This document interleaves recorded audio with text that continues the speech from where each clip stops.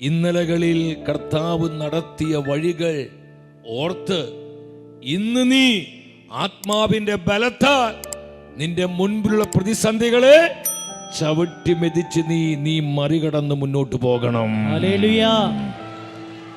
സർവശക്തരായ കർത്താവ്, സകലത്തിനെയും അധിപതിയായ കർത്താവ്, അവനാ നിന്നെ വിളിച്ചിരിക്കുന്നത്.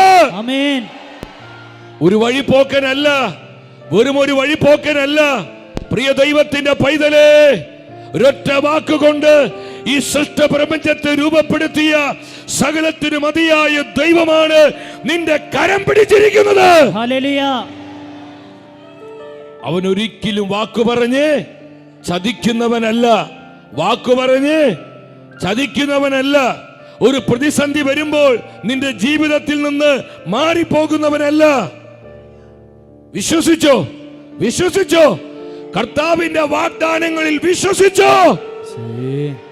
Hallelujah, hallelujah. ഇന്ന് നമ്മുടെ കർത്താവിന് ഒത്തിരി സങ്കടമുണ്ട് പ്രിയപ്പെട്ടവരെ.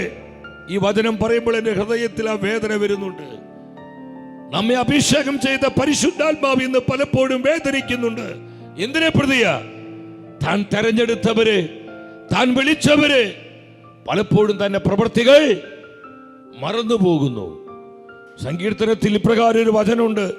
106 സങ്കീർത്തനം 13 കർത്താവിന്റെ പരിശുദ്ധ വചനം പറയുന്നു, അവർ അവിടത്തേക്ക് സ്തുതി പാടി.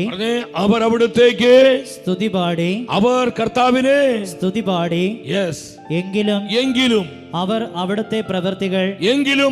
അവിടുത്തെ പ്രവൃത്തികൾ വേഗം മറന്നു കളഞ്ഞു. വേഗം മറന്നു കളഞ്ഞു. അവർ കർത്താവിനെ സ്തുതി പാടുന്നു, അവർ കർത്താവിനെ സ്തുതി പാടുന്നു. എന്നാൽ ജീവിതത്തിന്റെ ചില സന്ദർഭങ്ങളിൽ, സാഹചര്യങ്ങളിൽ കർത്താവിന്റെ പ്രവൃത്തികൾ അവർ മറന്നു കളയുന്നു.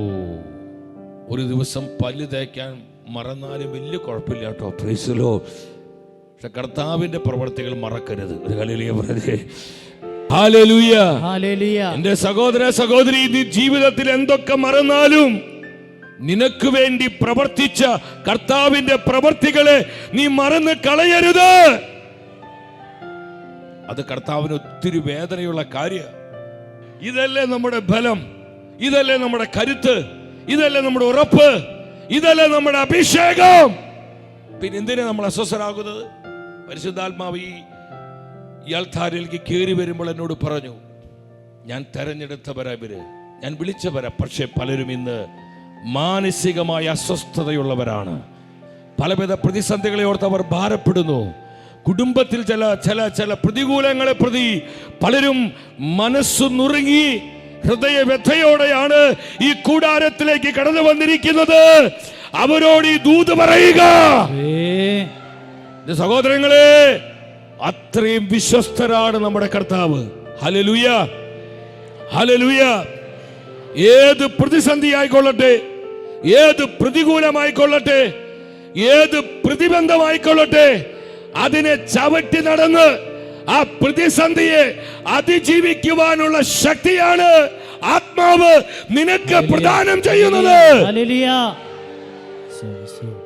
എന്റെ ജീവിതം പെരുവഴിയിലായില്ലോ എന്ന് ചിന്തിച്ചിരിക്കുന്നവരുടെ ആത്മാവ് പറയാ, ഞാൻ നിന്റെ ജീവിതത്തിൽ ഇത് ചില പുതുവഴികൾ തുറക്കാൻ പോവുകയാണ്.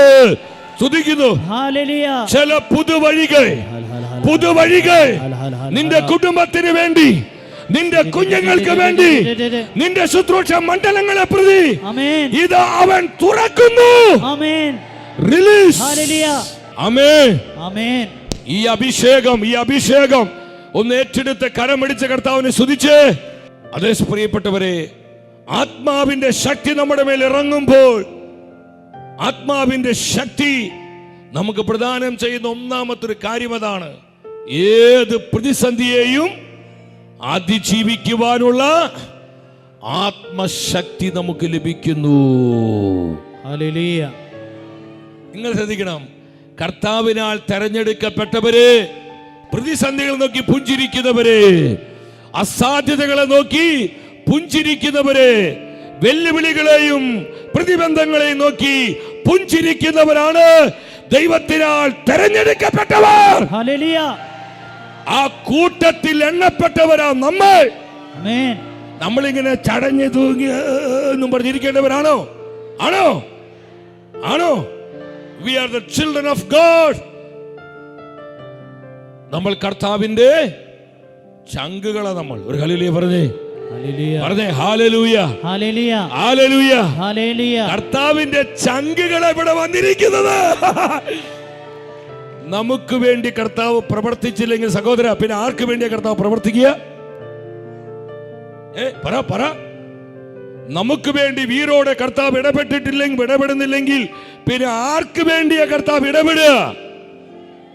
നമുക്ക് ഈ ബോധ്യം ഉണ്ടാവണം.